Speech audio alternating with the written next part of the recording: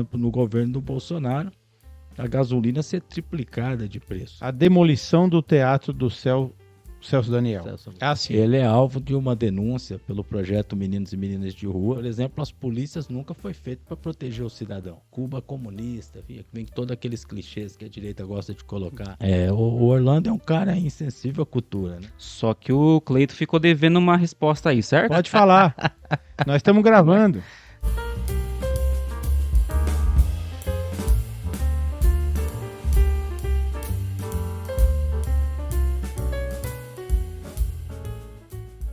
Olá, estamos no ar.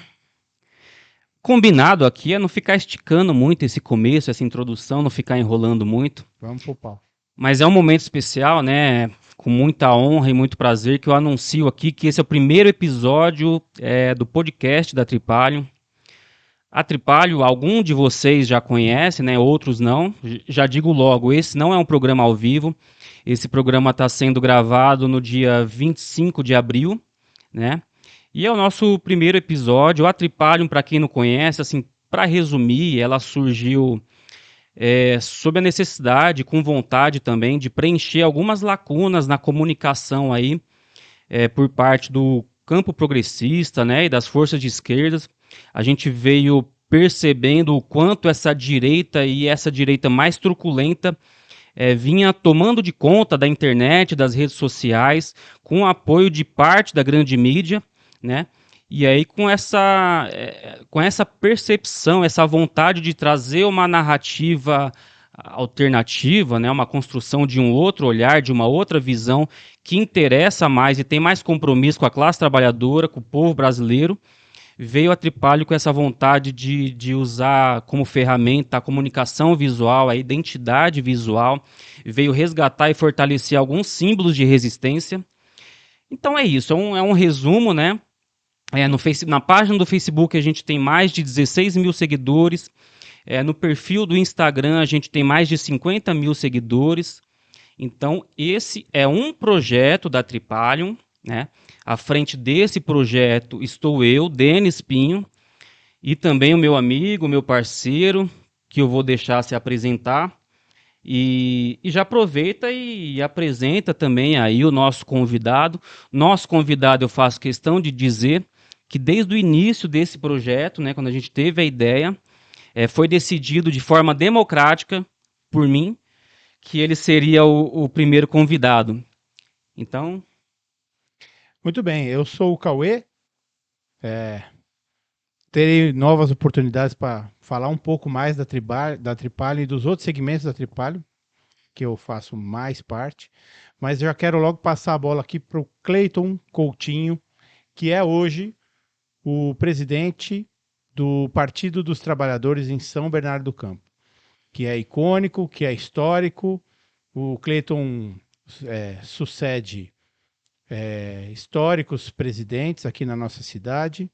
Não tem como não dizer que é um presidente jovem, mas vocês vão perceber durante a nossa conversa que é bastante experiente, é um militante que tem já sua história para contar e está segurando esse rojão, essa bomba como presidente do PT. Eu digo isso porque pegou um momento delicado, né?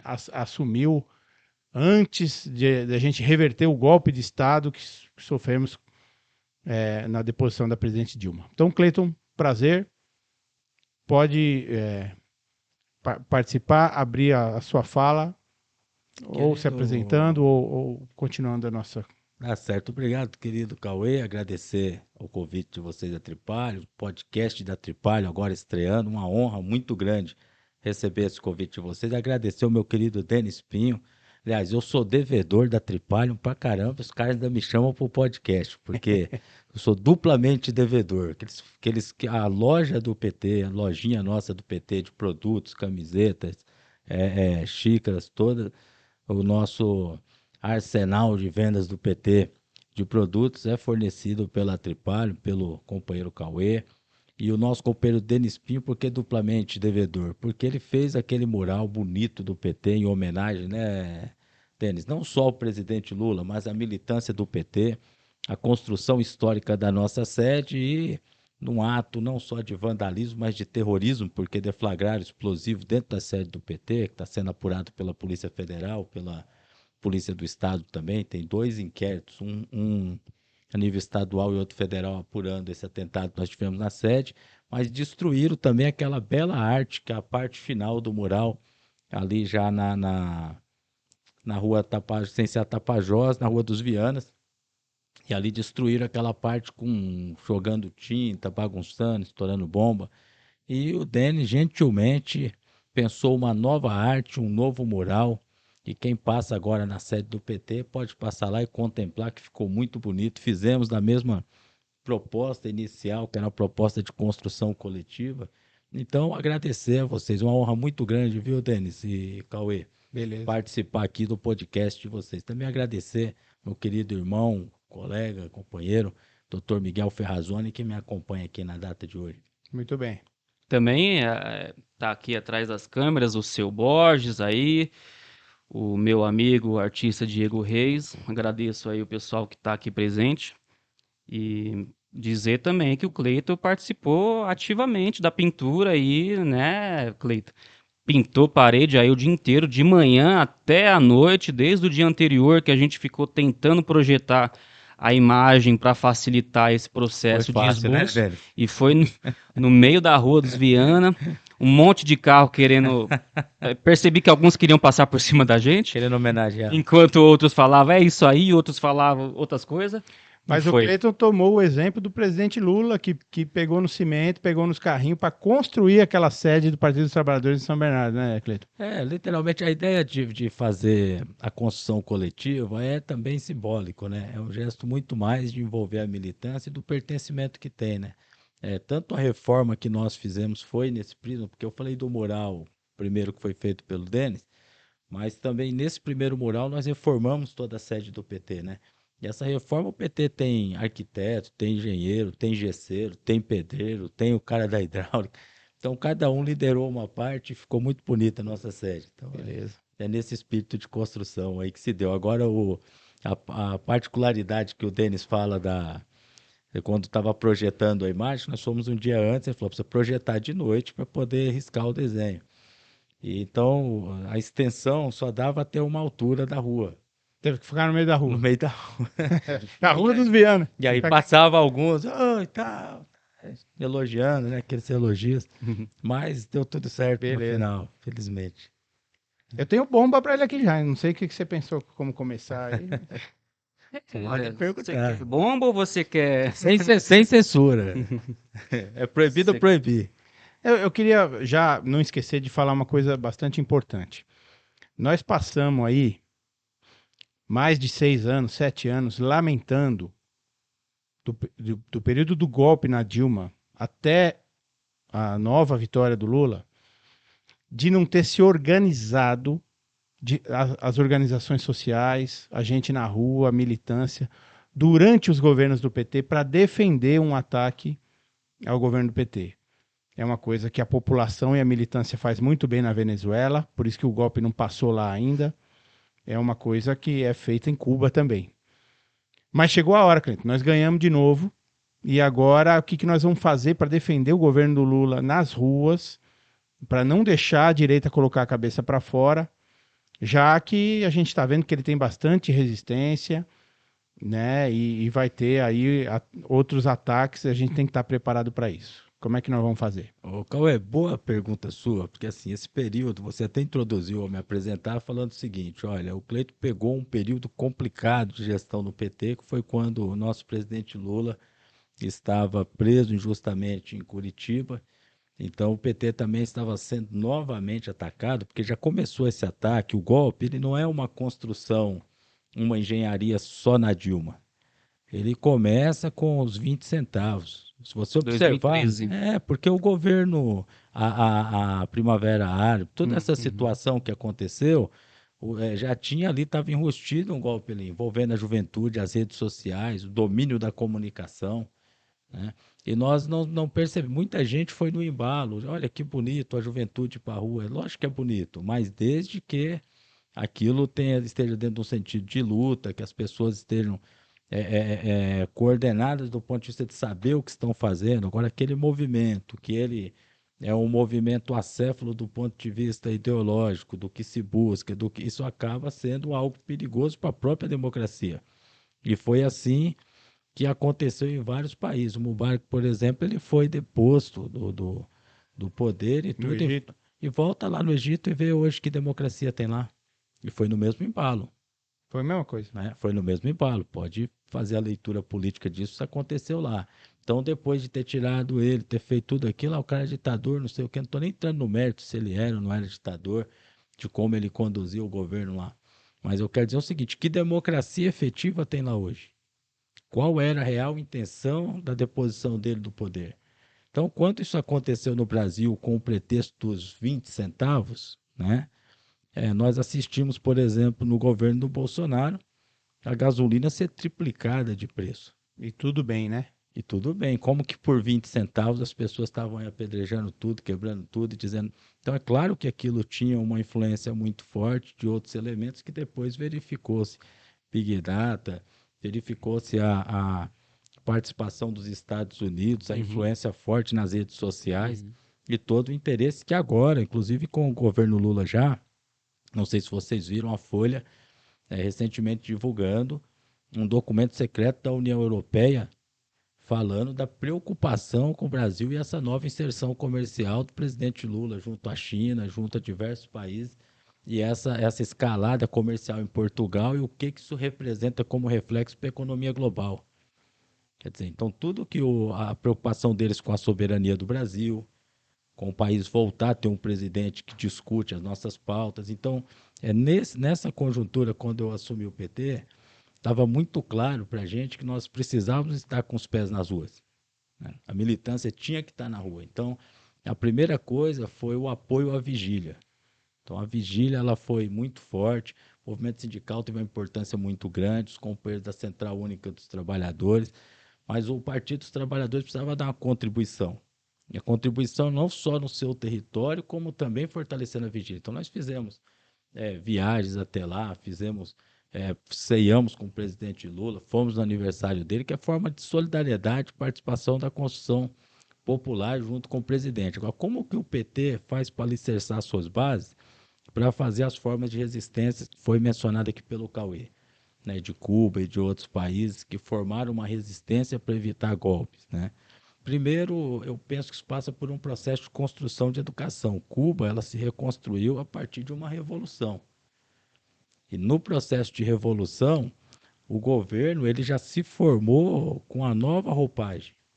O Brasil, ele vem de uma construção desde a primeira Constituição e em 1824, ainda no Império, o Brasil ele vem de um processo de colonização, um processo de desconstrução da política, de desconstrução do investimento no ser humano e da lógica da construção patrimonial. E isso é muito claro se você pensar, por exemplo, o que é o capítulo da segurança no Brasil. Abre a Constituição de 88 e abre a que antecedeu a Constituição de 88. E pega todas as nossas constituições federais. Por exemplo, as polícias nunca foi feito para proteger o cidadão. Dificilmente no artigo 144 da Constituição você percebe a palavra prevenção. Então você tem a lógica de opressão, de fiscalização o controle social, que deveria ser o nosso controle sobre as políticas públicas, como cidadão, da contribuição dos conselhos em cada área, na assistência social, na saúde, na segurança, ele virou um controle social do Estado sobre o cidadão. Então, a polícia, se ela estiver passando no mês de dezembro aqui pelos comércios do Rio de Ramo, estiver passando pelo centro de São Bernardo ou para as principais ruas de São Paulo, na 25 de março, qualquer lugar do país, ela não está passando seguramente com vistas a fazer a segurança minha, sua, do Cauê. Ela vai estar passando com vistas a fazer a segurança do patrimônio dos comerciantes. Operação Papai Noel, todas as operações montadas, e assim é a lógica. O cara persegue um carro roubado a 140 por hora, sai num tiroteio com a pessoa que roubou o carro, e nesse percurso, se você parar para raciocinar, é tão absurdo. Ah, mas deixa o cara roubar? Não é isso, né? Tem que também ter o contraponto. Mas o que eu digo é o seguinte: o que é que se busca quando você está numa perseguição implacável contra um roubador de um veículo X? Recuperar o patrimônio.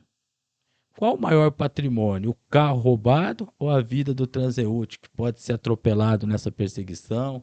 Da mulher grávida de quadrigêmeos que está do lado da calçada que pode receber uma bala perdida e matar ela e os filhos?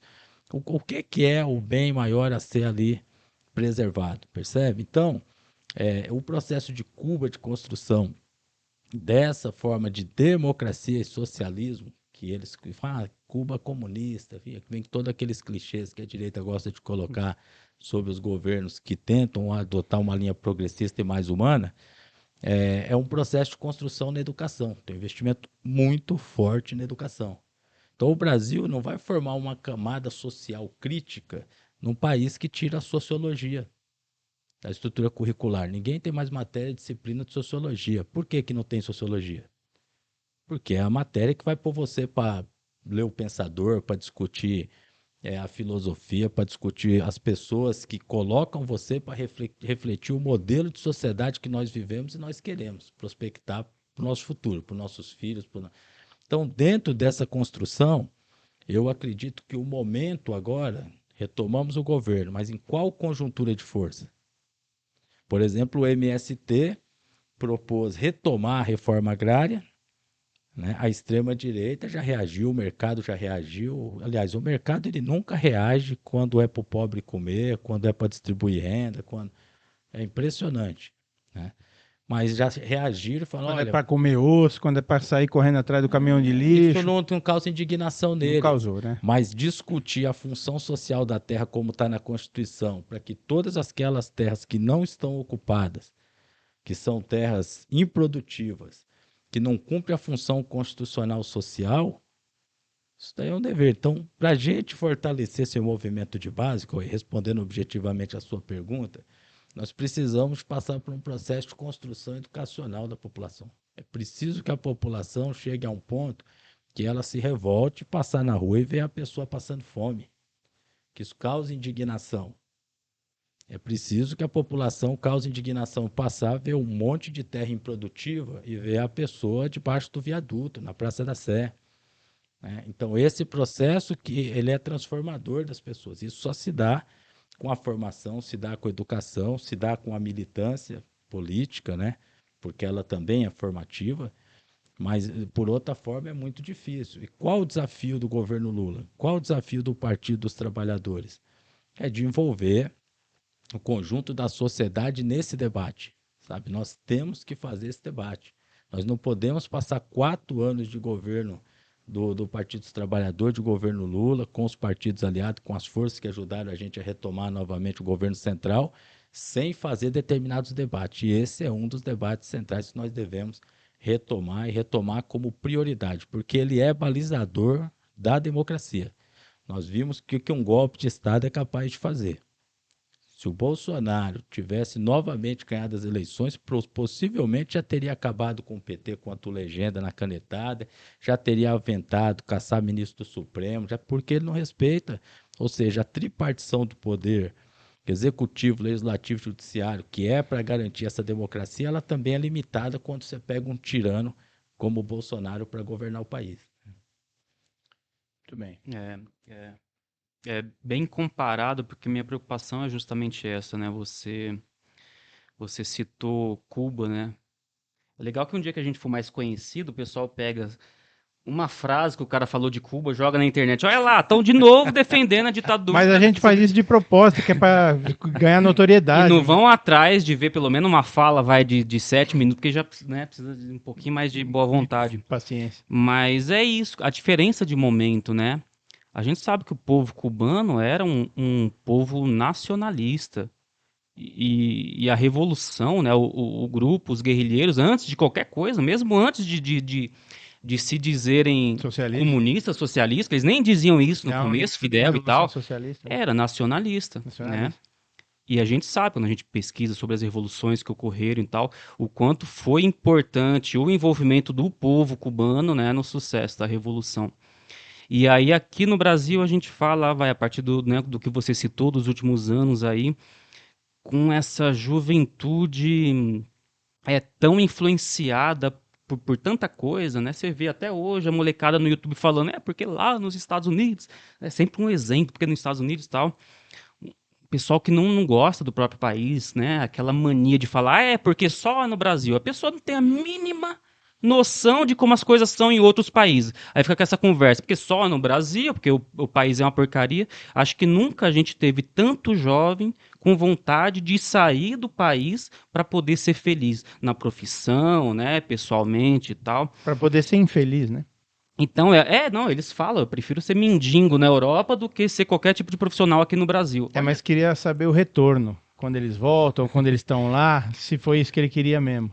Mas a preocupação é essa, né? Os momentos são diferentes e citando sobre a Primavera Árabe, né, que já foi uma coisa trazida de outras experiências e que teve toda a sua importância no mundo e que realmente a gente sabe hoje o quanto teve de influência americana e elitista, por exemplo, mas que não foi só isso. Tinha uma grande parte da juventude ali, de ativistas mesmo, se formando politicamente e tentando realmente modificar as estruturas da sociedade e muitas vezes deixavam bem claro que nem era, às vezes sim, mas às vezes não, nem era contra aquele governo.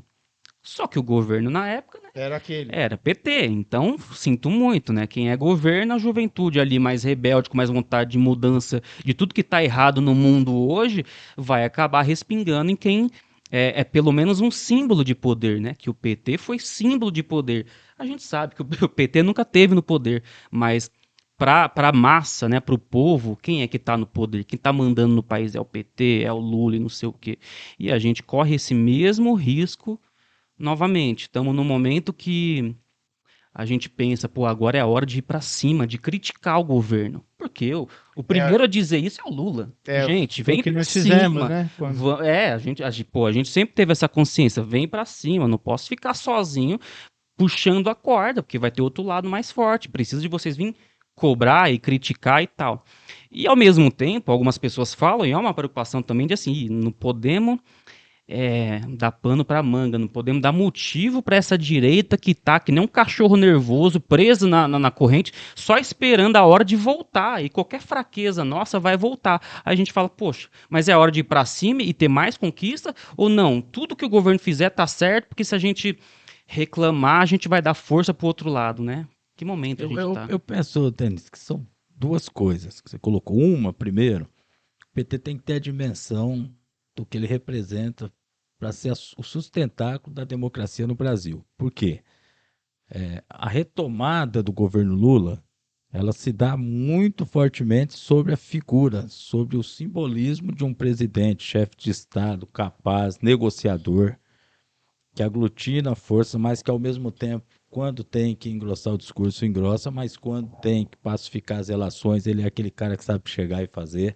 Então a expectativa é muito grande do governo Lula.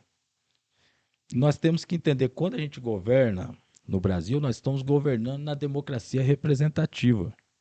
Esse modelo de governo da democracia representativa impõe a gente o quê? O momento da eleição é uma das coisas. Você elegeu o presidente, você não elegeu só o PT.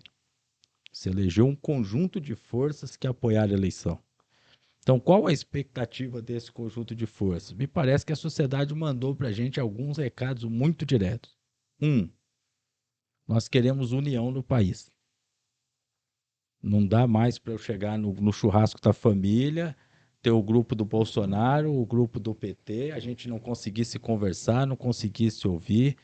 Com todo respeito ao grupo do Bolsonaro, claro que não é por conta do grupo do PT, né? Mas precisa de ter a escuta, né? E o presidente Lula ganhou a eleição colocando muito claramente para o país que ele iria unificar, que ele era a figura capaz de unificar o nosso país novamente. Nosso país rachou. Foi uma eleição muito dividida, muito dura. Ele colocou no slogan do novo governo, né? Então, essa lógica da construção para todos, de um governo que atenda ao conjunto da população, é exatamente o que a direita, a extrema-direita, dizia que nós não teríamos capacidade de fazer. Então, tem empresário que apostou nisso, tem classe média que apostou nisso, tem pessoas ricas que apostaram nisso, porque nós também temos que acreditar que da mesma forma que tem uma parcela da sociedade egoísta nesses setores, tem uma parcela também evoluída que querem o bem do país, querem discutir o país, querem produzir, mas querem respeitar os direitos trabalhistas das pessoas, querem produzir o vinho, mas não querem ser com trabalho escravo. E tem que ser assim. Não dá para, em pleno 2023, o Brasil, o Ministério do Trabalho virar a principal atividade. Até falei com o ministro do Trabalho no sábado, a principal atividade do Ministério virar a fiscalização do trabalho escravo. Né? O Ministério do Trabalho vai muito além disso. Precisa se preocupar com a geração de trabalho em renda, precisa se preocupar com a retomada do salário mínimo, precisa se preocupar com várias pautas importantes. E essa é uma pauta fundamental importante, mas não pode ser o foco das atenções do Ministério. Mas é tão absurdo e é tão gritante que acabou virando uma pauta prioritária. Então, eu penso que, nesse cenário, o Lula assumiu esse compromisso e está fazendo. Pegou 300 empresários, enfiou num avião com trabalhadores e sindicalistas, falou, é possível trabalhadores e empresários sentarem no avião e discutir com outro Estado uma forma de fortalecimento da economia do país, da economia global. Por que não? Né? Então, tem muitas mensagens colocadas e nós vamos ter que saber qual é o nosso papel nisso tudo. O papel do PT não é dizer amém para tudo que está colocado pelo governo. Porque o Lula é a nossa representação lá, mas nós somos o Partido dos Trabalhadores. Então, nós temos uma função social. Dentro da sociedade, nós temos o nosso papel. O nosso papel é questionar no que achamos que temos que questionar, cumprir o programa de governo do PT, no que foi apresentado, cumprir as nossas pautas, tensionar no que tem que ser tensionado, né? Mas respeitar a correlação de força que está estabelecida desde o processo eleitoral até o processo de retomada do governo central. Então, que respeitar essa correlação de força? Respeitar aquelas pessoas que caminharam com a gente, tensionando as nossas pautas. Daí que eu digo, tem muitos companheiros que falam, pô, o MST não deveria fazer isso agora. Eu não vejo problema nenhum do MST colocar a pauta deles agora. É agora, né? É agora. Porque certamente tem um monte de terra improdutiva da mesma forma. Certamente, se não colocar a pauta deles, não vai ser porque o governo tem o presidente Lula que tudo vai acontecer caindo do céu. Eles estão Nada fazendo o que a aconteceu gente assim. devia estar fazendo já, que é, por exemplo, fazer manifestações pela queda da taxa de juros. Né? O que o Lula pediu para a gente fazer, inclusive. É isso aí, colocar a pauta agora, porque o governo não é aquela caneta mágica que resolve tudo, não é a vontade, precisa dar o apoio popular, né? E das organizações sociais puxando para o nosso lado também. E a Faria Lima está apresentando a pauta É deles. isso aí. As empresas estão apresentando a pauta deles. Os trabalhadores têm que apresentar a sua. Claro. Então, a CUT, as centrais sindicais, os sindicatos, servidores públicos, todos os setores da sociedade organizada, sociedade civil organizada, precisam se mobilizar e apresentar suas pautas para o governo. Elas existem, são reais e precisam ser colocadas na ordem do dia. Porque se não for colocado na ordem do dia nesse governo, será quando? Então, O que você falou do ministro do Trabalho aí, que por acaso também foi prefeito aqui de São Bernardo. Nós vamos trazer ele aqui, né? Vamos. Precisamos falar com ele. Uma das coisas que ele precisa fazer, que você elencou algumas coisas aí, é a discussão sobre os trabalhadores informais aí, né? A turma do Uber, do iFood aí, que precisa ter uma condição de trabalho reconhecida e direitos trabalhistas. Aí ele assumiu também com essa pauta aí. Mas não é nada disso que eu quero perguntar. Eu quero perguntar o seguinte: quem vai ser o novo prefeito de São Bernardo do Campo? Quem é o nome do PT para Já disputar? posso tirar uma questão aqui que eu tinha anotado aqui. Fala o nome, tá? a Não pergunta rola, não. que não quer se calar, hein? Não, primeiro falando da questão da uberização e desse processo dos trabalhadores de aplicativo, o que o ministro tem colocado muito claramente é o seguinte, É o Luiz Marinho, nós não falamos o nome dele. isso, Luiz Marinho, ele tem dito o seguinte, olha, muita gente tem questionado, pô, mas a Uber está ameaçando ir embora do Brasil. O Marinho falou Poxa. que vá, porque se quiser ir, vá. Nós vamos trabalhar com os Correios, trabalhar no aplicativo, vamos pensar a forma. Os trabalhadores não vão ficar sem emprego porque eles vão embora, Pelo contrário, né? né? Agora, o que não pode é o trabalhador trabalhar 12, 14, 15 horas sem direitos trabalhistas, sem regulamentar determinadas coisas. Vira uma exploração. Então foi isso que foi colocado pelo ministro do Trabalho, ele está correto, tem feito esse debate, tem argumentado e conversado isso e tende para avançar nessa pauta. O presidente Lula já dizia até antes da eleição que a coisa mais triste que tem é o entregador de pizza sair com a bicicleta entregando pizza ou entregar a comida e ele sentir o cheiro daquilo e não poder comer o que ele entrega. É verdade. Ele nunca poder ter acesso ao que ele ajuda a levar para as pessoas comerem. Isso é uma coisa muito E triste. como sempre a coisa pode ficar pior, de vez em quando ainda leva cacetada de uns loucos, de uns psicopatas, de Ainda uns cria. racistas que encontra por aí que realmente enxerga aquele trabalhador como algo inferior, se acha nesse direito. O Cleito, Então é isso. Agora, quanto ao nome Isso, não escapa não. de São não, o que eu Bernardo, ia dizer para antes. Peraí. Vamos fazer um intervalinho. O intervalo não é para o pessoal que está assistindo, eles vão assistir direto. Aí o intervalo é para a gente se organizar um pouco aqui. E eu quero que depois do intervalo, uma dessas pessoas que eu anunciei que está aqui com a gente, venha aqui no meu lugar, nem que seja para eu voltar um pouquinho para o final, mas para ter uma dinâmica melhor, o pessoal participar aqui, tá bom? Então vamos fazer um intervalinho, beber uma água e ir no banheiro, tá bom? Beleza? Estamos de volta, então. Eu falei que Isso ia aí, ter um participante diferente aqui. O pessoal tá tímido, acredita? Aí vai eu mesmo. Mas aí, se vocês tiverem alguma pergunta, algum comentário aqui pro Cleito, vocês podem falar aí, né? A gente tem mais um tempinho aqui. Só que o Cleito ficou devendo uma resposta aí, certo? então vai quando ao ar esse programa aqui, viu, Dani? Olha, a nossa total previsão é, por nenhuma coincidência, no 1º de maio. 1º de maio. Eu acho que até o 1º de maio vocês já saberão a resposta dessa pergunta, viu? E não será aqui em primeira mão, hein? Ah, não? Que isso, Não, cara? deixa eu dizer o seguinte, olha, não vou adiantar. mas é 1º de maio, ninguém vai saber, Cleiton. Só vai saber no 1º de maio. Pode falar. Nós estamos gravando. Não, aqui é o seguinte, tem colocados aqui como nossos companheiros que estão aí como possíveis pré-candidatos a prefeito pelo PT em São Bernardo. Tinham três nomes na realidade, né? Tinha despontado o próprio ex-prefeito Luiz Marinho, que está ministro do Trabalho e Emprego agora, Uhum. o companheiro Barba, que é o deputado reeleito nosso, Sindicato dos Metalúrgicos do OPC, grande Certo. conhecido de todos vocês, e o companheiro Luiz Fernando, que também é deputado estadual reeleito aqui da cidade, né? Então está em torno desses três nomes. O companheiro Luiz Marinho fez a retirada do nome dele, Tá.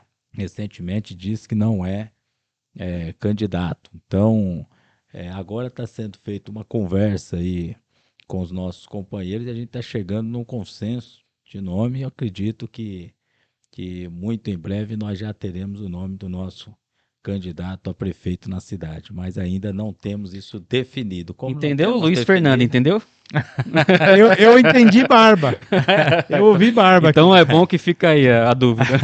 Como não está definido, então, respeitando os companheiros que estão colocados na discussão, vamos aguardar essa definição, mas acredito que até o dia 1º já teremos aí, provavelmente, essa definição do nome, né?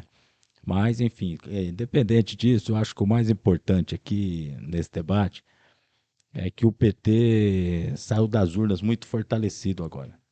Nós temos uma eleição que foi uma verdadeira guerra, né?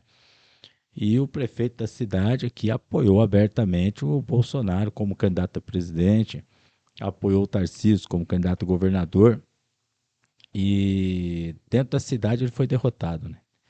Porque o Haddad teve para governador mais de 240 mil votos. Então, seguramente seria governador do estado de São Paulo ainda no primeiro turno. No primeiro turno ele teve mais de 200 mil votos. Ele seria. Depois aumentou 40 mil votos no segundo turno. Seria governador ainda no primeiro turno, dependesse de São Bernardo. A mesma coisa aconteceu com o Márcio França na candidatura do Senado, que agora é ministro do presidente Lula. Ele ganhou em São Bernardo, né? Em São Bernardo ele venceu e seria senador da República se dependesse de São Bernardo do Campo. E o presidente Lula, que teve, pra você ter uma ideia, o crescimento do Haddad na campanha de governador em relação ao que foi a campanha do nosso companheiro Luiz Marinho como candidato a governador em 2018 foi de 146%, não me falha a memória. Foi um crescimento muito grande. O Lula, nosso presidente Lula, ele teve no primeiro turno 200 mil votos. Ganhou do Bolsonaro aqui. No segundo ampliou para mais de 240 mil votos. Então,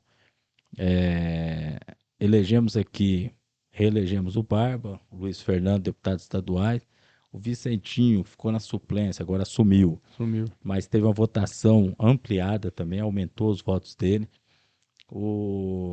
Tivemos com ele, né? Uns dias atrás. Tivemos com ele no Congresso da Sempre FEM. simpático. E o Luiz Marinho, que agora é nosso ministro do Trabalho e Emprego, primeira eleição dele para deputado federal, mais de 140 mil votos, 146 mil votos, e na cidade uma votação muito expressiva. Então, o PT derrotou o Orlando Moran de São Bernardo do Campo. Isso é o dado concreto, e isso também baliza o processo para 24. Então, penso que seja Barba, ou seja Luiz Fernando, nosso candidato a prefeito da cidade, certamente nós estamos com todas as condições subjetivas, objetivas criadas para poder retomar a prefeitura em 2024, O derrotar Cleiton, o Orlando. E São Paulo, o PT tá com essa condição toda ou vai ser hora de pensar numa alternativa aí, num outro formato de candidatura própria ou não? São Paulo, primeiro que o Haddad fez um governo extraordinário em São Paulo.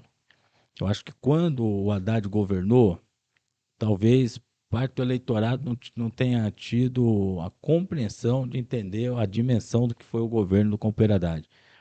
Depois a cidade sentiu falta, se arrependeu amargamente do O momento Dória, também tava ruim pro PT, né? se arrependeu amargamente de todos os que vieram e um momento de muito bombardeio da grande mídia e tal para cima do PT. Eu tenho plena convicção que o PT em 2024 vai crescer muito na capital. E a capital não é só o PT, é o campo progressista.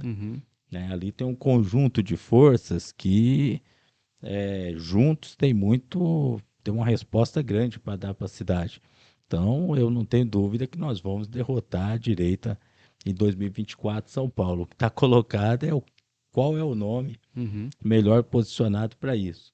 Né? Tem um debate aí em torno dos nomes do PT, tem outros partidos do campo progressista se posicionando, outras lideranças, vamos ver como vai ficar essa discussão. Mas já que o tema é esse, eu fiz assim, como esse programa está sendo gravado, e nós não temos a oportunidade da participação, né, de quem quiser entrar e perguntar, eu conversei com alguns companheiros que mandassem uma pergunta para você, alguma coisa que quisessem uma participação da população.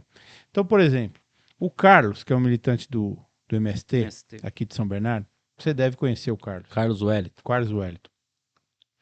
Ele quer que você comente a demolição do Teatro do Celso Daniel. Né? E ele enfatiza que é num bairro da periferia, que é o Três Marias, na cooperativa. Né? E o fechamento das bibliotecas. Para quem não sabe, nós estamos no Rude Ramos. Não sei se isso era um segredo, mas o núcleo da Tripalha em São Bernardo é no Rude Ramos. A 40 metros daqui tem uma biblioteca que foi fechada pela gestão do Orlando Morando, que é a Malbatarran. A biblioteca do Baeta também foi fechada. Mas, mais do que isso, né? Teve a Fundação Criança, a tentativa de privatização da Faculdade de Direito, o ataque ao projeto Meninos e Meninas de Rua, e uma lista interminável que acho que não faz mal eu dar uma relembrada aqui, de ataques da atual gestão à cultura, à educação. Ele lembra que a casa de hip hop foi fechada e tem a perseguição que fazem com os meninos da Matriz, né? No Batalha da Matrix. O fechamento da Fundação Criança, a ETC, a Gibiteca Municipal, o que fizeram lá com na onde ficava a Pinacoteca, né? a Escola Livre de Artes Cênicas e Dança, né? O Centro Cultural do Baeta, que virou uma subprefeitura, aliás, é uma prática, eles fizeram isso com algumas instituições, instalações culturais, né? As bibliotecas que foram fechadas. Olha, uma lista interminável de ataques dessa gestão. E o recente episódio com os servidores, né? Servidores Dificuldade de negociação. Olha, Cauê, você esqueceu essa lista da ETC, ETC. a empresa de transporte coletivo da cidade, que ele fechou junto com a Fundação e a Faculdade de Direito de São Bernardo. A Faculdade de Direito de São Bernardo foi revertido porque os próprios estudantes juntaram com juristas da cidade e promoveram ações judiciais e até reverter essa questão da Faculdade de Direito, né? A Fundação foi uma grande luta, inclusive tem funcionários que foram reintegrados, ele mandou, por exemplo... Fundação Criança foi funcionário, foi educador lá durante alguns anos. Foi educador, né? Inclusive, a Andréia foi educadora lá, hoje está cadeirante, teve um AVC, ele mandou ela embora cadeirante. Mais de 10 anos de fundação, para o processo de concurso de seleção pública e tudo, né? Então, a pessoa, além de mau prefeito, de mau gestor, é uma pessoa insensível às pessoas, né?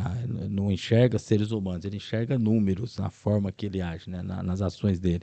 E ele tem um problema muito sério com cultura, né? Tem. Está identificado. E outro com a questão racial. Ah, sim. Ele é alvo de uma denúncia pelo projeto Meninos e Meninas de Rua, junto com a Uniafro, com uma série de entidades, que está inclusive instaurado no Ministério Público da cidade, que aponta diversos episódios que indicam a prática de racismo institucional na cidade, né? Então essa denúncia é muito grave. Inclusive hoje à tarde, no projeto Meninos de Rua, estará sendo entregue a devolutiva dessa situação. A companheira Yara recebeu na SOS Racismo na Lesp, que agora é a companheira que coordena a SOS Racismo, essa denúncia lá. Tive com o Marquinhos recentemente. É importante a gente reforçar. Tivemos reunião com o promotor. E quero também aqui parabenizar o doutor Miguel Ferrazoni, ele está aqui, está quietinho aí. Também me solidarizar com ele, perdeu aí um amigo na data de hoje. Mas dizer, o doutor Miguel teve um papel importante na manutenção do projeto Meninos e Meninas de Rua. Eles fizeram o primeiro processo para despejo, ele foi a pessoa que gentilmente foi à prefeitura dialogar com os advogados, mover as medidas cabíveis para que o projeto não fosse despejado, né? Então, agradecer ao doutor Miguel por isso. Acho Tem que os despejos também, né? As casas que ele derrubou. sim, uma série de reintegração de posse de forma irregular, com medida administrativa na pandemia, contra a orientação do Ministério Público do Estado. Então, tem uma série de coisas Durante a colocadas. pandemia. Mas eu quero fazer um parênteses da cultura. O Orlando é um cara insensível à cultura, né? Não sei que. Aliás, é típico É típico do fascista do isso, fascista e do governo ignorante, porque, por exemplo, o Hitler, ele era um cara que tinha algum apreço à cultura, por exemplo, e era um nazista, né? E era um cara que tinha uma linha fascista, mas ele tinha apreço à cultura de alguma forma. Eu ouvia Wagner, era um cara. Agora, o Bolsonaro é um pouco o perfil do Orlando, né? É aquele perfil ignorante. O Orlando imita E o ele- Dória, mas acabou se Mas parecendo ele se mesmo parece com o mesmo com o Bolsonaro. Bolsonaro, Embora né? os três sejam bem parecidos. Ele consegue, no meio de uma Ele imita até o penteado do Dória, né? no meio de uma entrevista ao vivo, Rede Nacional, é uma situação de fiscalização ambiental, sei lá, no Riacho, uma moça vai passando na imagem, ele olhando a imagem, falou, manda essa, vou nem falar a palavra aqui, e lavar um tanque de roupa, olha como que é, quer dizer, machista, Então ele tem muitos problemas, Orlando, é chucro, então ele é o Bolsonaro com gel no cabelo, né? Isso.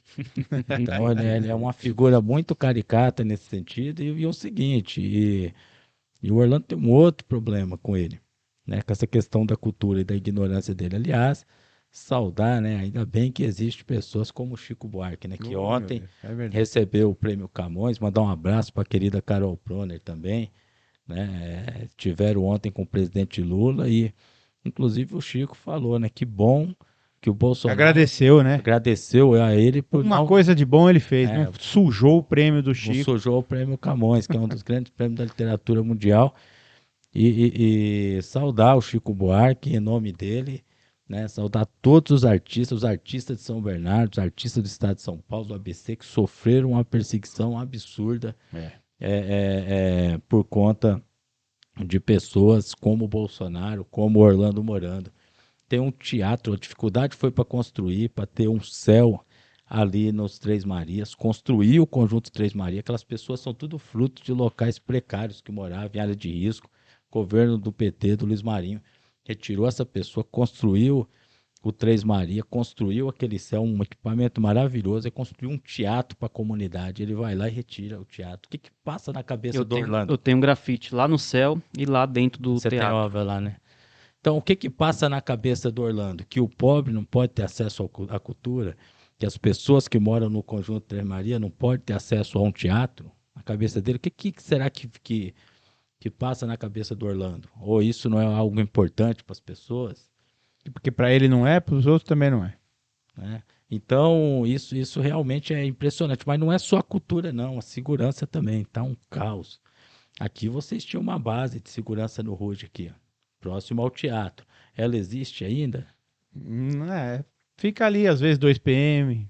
Sucateado, né? É. Porque o Mas a processo base, vai mas a sucateando base até- municipal da GCM acabou. Não, base não, né? A inspetoria, era uma inspetoria, né? Aquilo era inspetoria regional. Quem criou aquela inspetoria foi o Luiz Marinho. Ainda quando secretário era o Benedito Domingos Mariano. Ele descentralizou a segurança da cidade, dobrou o efetivo da guarda, tinha mais de 1.100 guardas, criou a guarda ambiental, né? Então a guarda municipal estava presente em toda a cidade de forma organizada. Ele desarticulou a política de segurança, pegou a CDS, que era assistência social, colocou a polícia do estado, deixou a guarda ali jogada numa sede que desde quando nós saímos do governo não tem uma pintura decente, não tem um cuidado, os guardas todos precarizados nas relações de trabalho. Agora não quer dar reajuste para ninguém, Não quer dar inclusive para reajuste, eles também. não- Só anda escoltado na cidade. Então é um problema. Aí fizeram um puxadinho de madeira e colocaram a guarda lá naquele puxadinho dentro do passo. Então o Orlando, ele vai a saúde acabou com o sistema de saúde na cidade.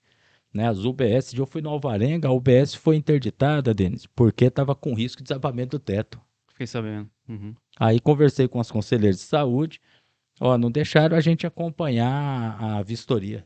Os conselheiros de saúde não podem acompanhar a vistoria do prédio está caindo, um próprio público de saúde. E sabe por que que atrasou e caiu lá? Porque atrasou a obra de reforma.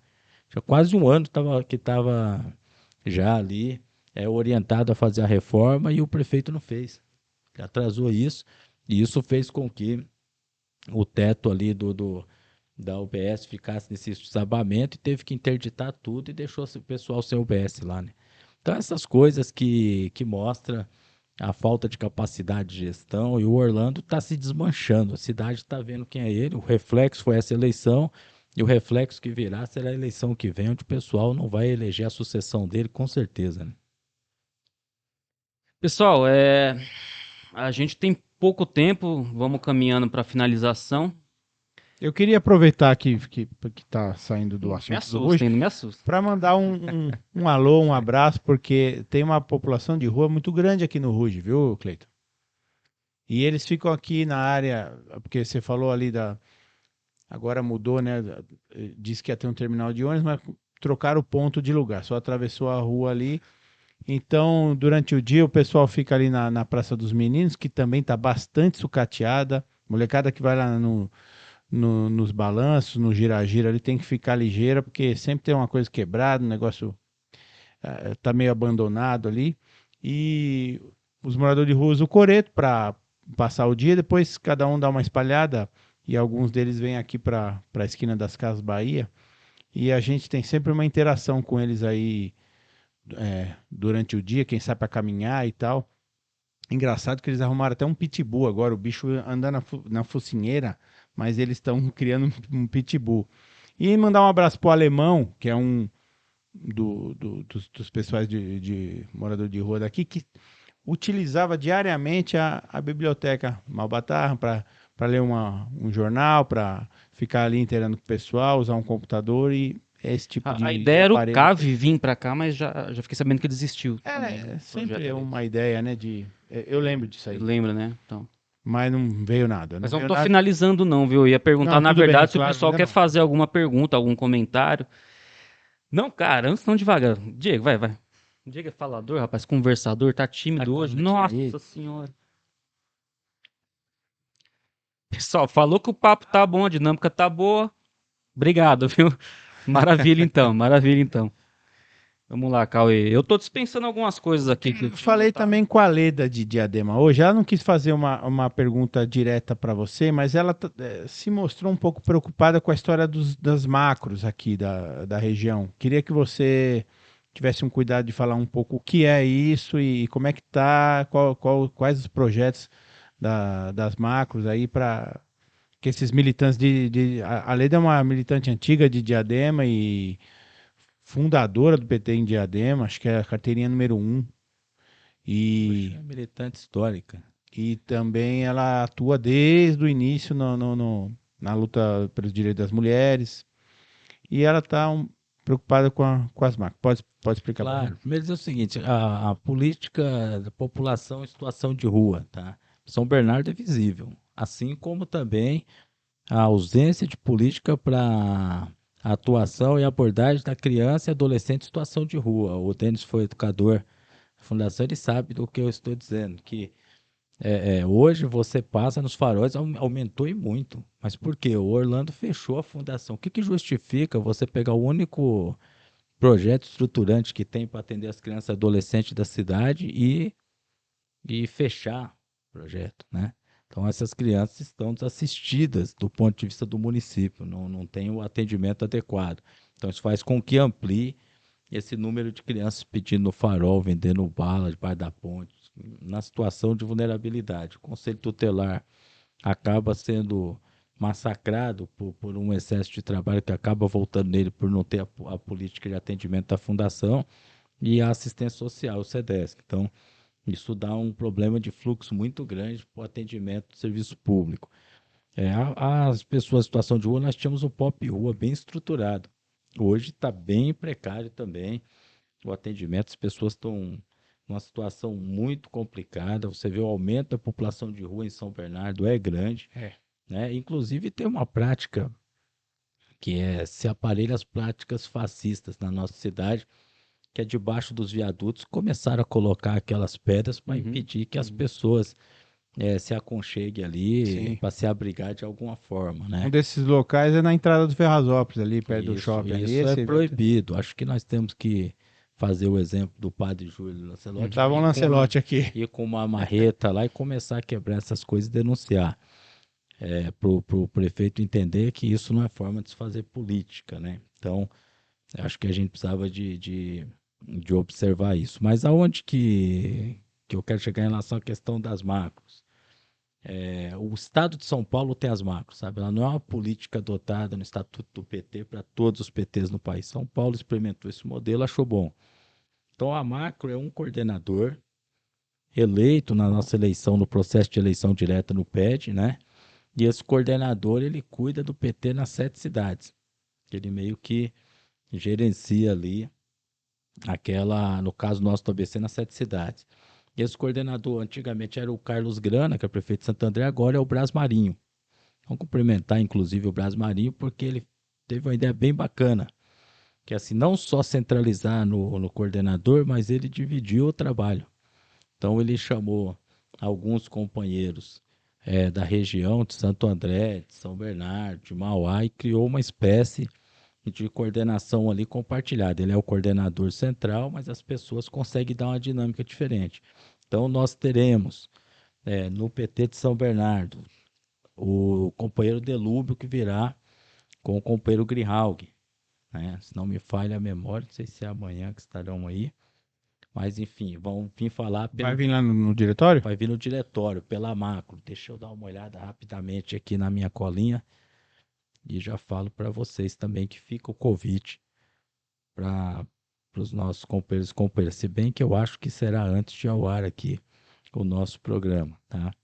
Mas se for, vocês estarão convidados, tá? Será um debate com o companheiro Delúbio Soares e Luiz Eduardo Grijalva, que é às 19 horas, dia 26 de abril, quarta-feira, é amanhã. 26 de né? amanhã. Então amanhã nós teremos essa agenda. E tem uma agenda também da questão racial, né? Que é Seminário Regional Setorial de Combate ao Racismo, 13 de maio de 2023, às 9 horas, Avenida Encarnação 290, Piraporinha. Ah, sim, é na A Piraporinha. subsede do Sindicato Metalúrgico do ABC. É. Então, essa segunda agenda é a agenda para discutir a questão racial. Então, a macro você consegue ver ela com atividades dessa natureza, com orientação ao partido, próximo aos prefeitos de Mauá, de Diadema, ajudando no processo de orientação e construção das nossas pautas. Então ela ganhou uma outra dinâmica, né? Só que ainda acho que não está muito claro para o nosso conjunto de filiados esse processo. Então, como é um processo mais recente desse último mandato, talvez as pessoas daqui uns 2 anos, ainda 3, os militantes vão conseguir visualizar melhor essa nova formatação, mas acho que pode ser um caminho para as macros do PT atuarem, né? E aí acredito que não só aqui, mas Vale do Ribeira, Osasco, Guarulhos, as macros podem se inspirar no que o nosso companheiro Brasmarinho está fazendo aqui e levar esse exemplo para dar mais dinâmica e, de fato, aparecer um trabalho mais materializado, não só da articulação política, mas de atuação política das macros, né? Você falou das eleições diretas do PT, ano que vem, né? Que tem de novo, não? Deveria ser esse ano, né? Certo. Porque eu fui eleito em setembro de 2019, mandato de 4 anos. Em tese, em setembro agora vence o meu mandato. Mas o presidente Lula, juntamente com os companheiros do PT Nacional, discutiram a prorrogação do mandato da companheira Gleisi, né? Então, vai até 2025, 2 anos de prorrogação. O estatuto permite adiantar ou prorrogar os mandatos. Então, prorrogou nacional e nos estados. E nos municípios? Começou um debate no nacional. Faz ou não faz o PED? Né? Isso ainda está sendo debatido, mas a princípio o que tem chegado para nós é que não haverá os PEDs nos municípios também.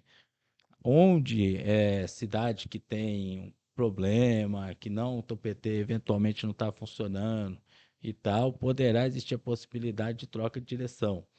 Os PEDEX, que é o que a gente chama de processo de eleição direta extraordinário, que acontece em municípios com comissão provisória instituída, que não é diretório ainda, esses vão acontecer em todo o país. Tem algum outro Tá? partido no Brasil com eleição direta de militante? Eu desconheço. Na verdade, infelizmente até, que eu acho ruim, né, para o processo de democracia, eles não só não elegem as suas direções, como não existem. Os partidos, de uma forma geral, com raras exceções, eles acabaram virando uma coisa cartorária. Você não acha uma sede, você não acha um local que eles reúnem, você não acha a pauta deles, né? Tanto se você procurar na cidade, onde é a sede dos partidos, o que eles estão discutindo, qual pauta estão fazendo. Às vezes nem que não tenha uma sede, mas tenha uma construção de um debate em si, preocupado com a pauta A, B e C da oposição e tal. Então aparece muito na eleição. Só critica muito o modelo americano, mas esse sistema pluripartidarista também você coloca aquele monte de partidos disputando, na prática que apresentam projetos e candidaturas para o país. Na época da eleição presidencial, são poucos que chegam, constroem um programa de governo, discute aquilo para valer. Então, até os programas de governo, né? Eleição municipal nós veremos. Os caras montam um negócio lá, parece que contratou alguém. O PT não, o PT faz uma série de reuniões, debates, leva o candidato a prefeito, escuta os setores, escuta a saúde, escuta a educação, escuta os servidores, depois tira um programa de governo e apresenta e deposita ele. E quando ganha, por exemplo, a prefeitura, vai lá, faz as plenárias, o orçamento participativo, discute com a população quais as prioridades e Saudade, continua. né, do orçamento participativo. Isso na verdade é uma prática muito bacana, né? Que é você discutir onde o orçamento vai ser empenhado. São Bernardo, por exemplo, tem um orçamento de mais de 4 bilhões. E no governo Luiz Marinho, ele em todos os cantos da cidade. Quantas escolas ele visitou só para plenárias do orçamento participativo? O Marinho? Luiz Marinho. Praticamente todas. Ele rodou a Todos cidade, os bairros. todos os bairros, todas as regiões, ouvia a população, ele sentava com o primeiro escalão inteiro, obrigava o primeiro escalão a ir, todos os secretários. Tinha crítica à segurança, à educação, à saúde, o secretário tinha que ouvir e dar resposta lá. A gente acompanhou bem. Né? Então isso hoje é uma prática que você não... Eu acho que na época, a secretária de Orçamento e Planejamento Participativo, a Nilza de Oliveira, tinha muita responsabilidade com o orçamento participativo e acho que é uma figura que a gente deve reverenciar nesse aspecto. Tem muita gente que fala, mas a Nilza, isso, não sei o quê, mas eu penso que ela foi uma pessoa que ela insistiu e brigou para bancar o orçamento participativo em São Bernardo. E de uma forma que não agradou a parte da classe política, inclusive alguns nossos, porque A forma que foram implementadas as políticas na cidade, por exemplo, aquele favorzinho que você tinha que passar pelo parlamentar, pelo A, pelo B, pelo C, ela cortou isso, esse atalho, e a pessoa tinha acesso à política pública se dirigindo diretamente àquela unidade que ela precisava. Por exemplo, uma consulta, um exame, Certo. que às vezes tem um atravessador ali que tem que ligar para não sei quem. Não, isso aí tudo o governo Luiz Marinho cortou. Né? Então, realmente faz falta, né? As pessoas estão hoje sofrendo. Até tem me procurado de gente, Denis. Olha, eu preciso ser levado até a Brigadeiro para fazer um tratamento. Não tem carro. A gente que tem que arrumar uma gasolina, fazer uma vaquinha, sabe? Então, um negócio tão difícil para as pessoas, né? E a gente tinha o PID, Programa de Internação Domiciliar, as pessoas indo nas casas atender, levando medicação. Foi uma revolução que aconteceu em São Bernardo. Sem falar na reforma das UBS, das UPA, das escolas. 9 UPAs, hospital de clínicas, as escolas todas reformadas, todas as quadras poliesportivas cobertas, 400 câmeras na cidade com sistema de vídeo monitoramento, 100% das escolas priorizadas. Esse negócio, o pessoal fala, vamos vigiar as escolas com câmera. O governo Luiz Marinho fez isso daí já. E uma coisa que é uma cidade de quase 1 milhão de habitantes nunca teve, só com o Luiz Marinho, um hospital. Um grande hospital, né? Um hospital de clínicas e um hospital de urgência e emergência. Quando o Luiz Marinho saiu do governo, já estava com tudo já programado, pedra fundamental lançada, recurso de onde viria. O Orlando, na verdade, ele é um finalizador atrasado de obras dos outros, né? Porque ele atrasa pra caramba para entregar o que é dos outros e entrega mal feito. Infelizmente. Né? Ô, Cleiton, tem uma coisa muito famosa dos anos 80, que o pessoal às vezes vai atrás. Eu tinha uma estrelinha do PT, tão bonita, de metal. Não quero as de plástico, não. E nós queremos oferecer para você, porque nós temos aqui na Tripalho a famosa estrelinha do PT dos anos 80. A clássica, né? Clássica de metal. Vamos entregar aqui, viu? Já Cauê, eu vou. A camiseta, Cauê, que eu falei, deixa na mesa quando a gente comentar Eu o já oral que vou foi feito lá no PT. aqui agora, viu? Mostra pra essa câmera aqui, Cauê. Essa aqui é a posse. É um desenho representativo. Vocês viram esse desenho em algum lugar no começo do ano? Era um desenho animado, subindo a rampa. Que bonita. A posse democrática. E agora ela tá no mural do PT de São no Bernardo. Bernardo. Quem Com a quiser pode assinatura fazer do um TSP. turismo, vir aqui visitar. Grande dia. Grande E dia. ó a resistência aqui. Eu passei algumas Você conheceu tardes, a resistência lá, né? passei algumas tardes com essa cachorrinha no colo, viu? Tentei resgatar a foto, não achei ainda, mas Eu tenho engraçado. uma. Ou se você tiver essa foto, me manda. Eu tenho uma foto de vocês com a resistência. Não é essa que está. E jamais a resistência imaginou que ela ia morar no Palácio do Planalto quando você pegou ela no colo. Nossa Senhora. Olha, a resistência. Ela ganhou uma casa boa, porque a promessa era ela morar, uma das promessas, no sindicato metalúrgico. Matar ela de frio lá no inverno. Né? Mas Caramelo ia esquecer de dar água pra ela lá em ração. É isso, né? É 5h30 já, Cleiton. Eu acho que você tem horário aí, né? Tô um pouco sempre corrido. Tá certo, vamos caminhar, né, para o encerramento. Então, eu queria dedicar esse programa, não posso deixar de aproveitar o momento.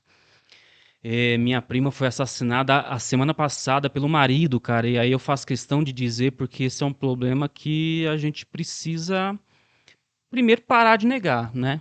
Que eu vejo o pessoal negando muito, feminicídio, tá? Não é bem assim.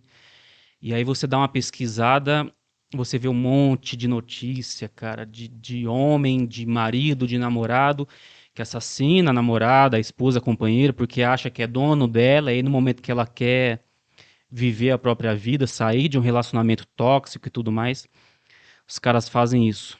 E aproveito para dizer também, um grande amigo meu também na mesma semana, infelizmente, ele se foi jovem, os dois com 40 anos, claro, são situações diferentes, mas meu amigo também, em algum momento da vida, não cuidou tão bem da saúde, da alimentação, questão de bebida alcoólica, então também a gente faz questão de mencionar sempre esse tipo de situação, porque é um alerta, né? É uma coisa que faz parte da nossa vida, faz parte do nosso dia a dia, mas a gente não pode fingir que não vê que é um problema também entre nós aí, né?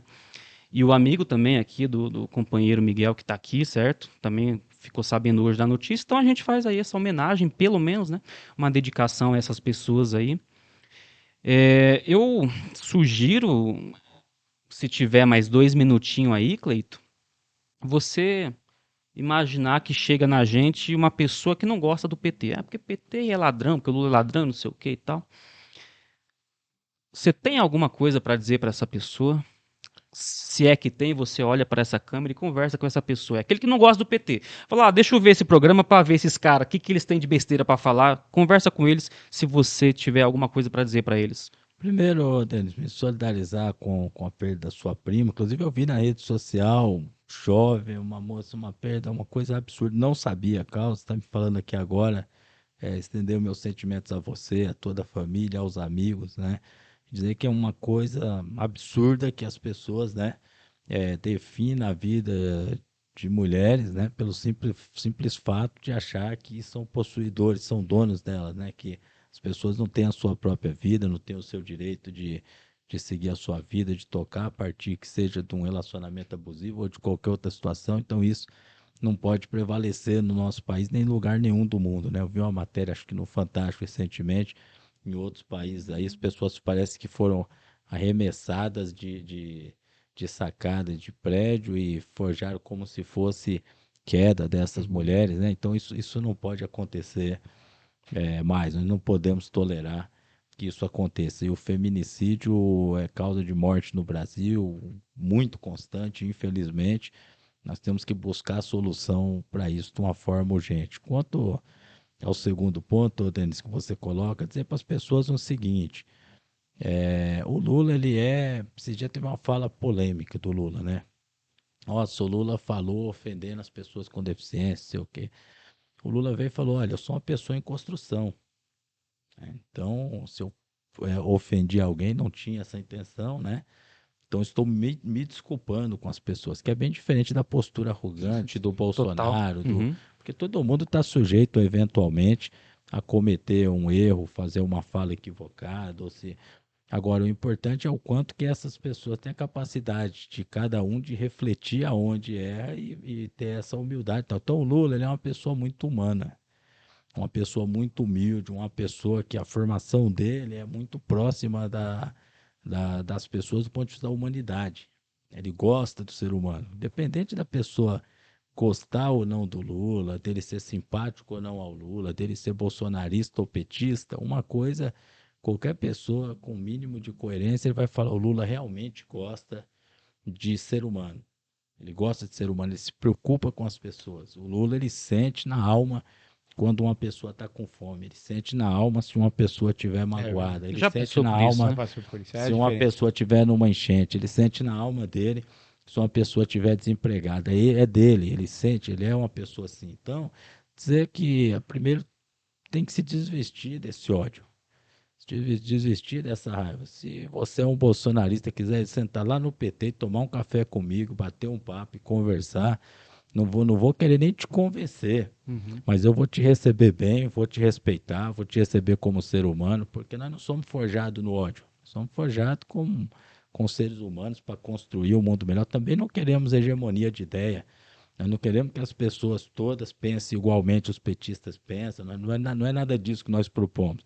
O PT, o que ele propõe para as pessoas é que a sociedade seja mais justa. Nós muita gente fala: o PT propõe o socialismo, propõe o comunismo, propõe. O Lula, quando fundou o PT, ele fundou o PT, o Denis já falou isso para mim, já falou em outros lugares, deve falar para vocês. Uhum. Ele fundou o PT com a ideia de que os trabalhadores tivessem representação política. Sim. Tivesse quem falasse por eles no Congresso, cobrasse um salário decente, um trabalho digno, tivesse condição das pessoas se posicionarem no mercado, igualdade para as mulheres, para não repetir o que aconteceu com sua prima, a fatalidade de ser assassinada pelo fato de ser mulher numa relação que não sei em qual circunstância aconteceu. Então, essa pauta ela não pode incomodar a pessoa porque ela é bolsonarista. Ela não pode incomodar a pessoa porque ela é PSDBista, porque ela de outro partido. Então, essa pauta ela tem que ser comum a quem é humano. É uma pauta cristã, ou não é? Né? De acolhimento às pessoas, de querer o bem comum. Então, é isso que nós pregamos. Então, dizer para essas pessoas o seguinte: desveste do ódio. tá? De querer brigar, de querer criar confusão, de querer. O PT é paz e amor, né? Chega e será acolhido, estará com a gente. Ótimo. Beleza, obrigado, Cleiton. Obrigado a você, meu Visita, querido. eu sei que você está atrasado, vai sair correndo daqui para uma próxima e É isso. Gostou, Cleito? Eu achei que foi bom, Eu viu? gostei. Nosso primeiro episódio, eu achei que isso fluiu bem, né? beleza. Gostei, estou à disposição de vocês, viu, Denis? Obrigado mais uma vez a você, obrigado ao companheiro Cauê e a todos vocês que estão aí no apoio, viu? Maravilha, e a gente agradece imensamente quem está acompanhando, assistindo. A gente vai subir para o YouTube, né? Você está assistindo já ou do YouTube ou talvez algum corte aí nas redes sociais. Muito obrigado pela atenção.